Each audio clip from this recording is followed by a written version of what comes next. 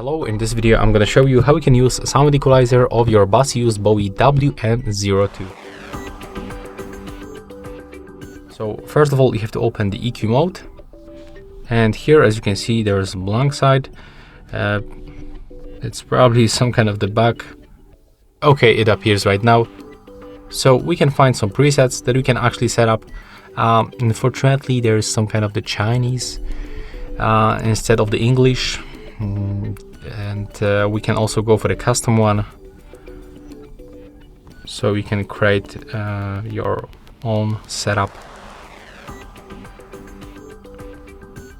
and it looks just like that. You can set it up to your own preferences. If you want to save, just click, just go back, and you will be able to use your custom preset of the EQ. And that's all for this video. I hope you like it.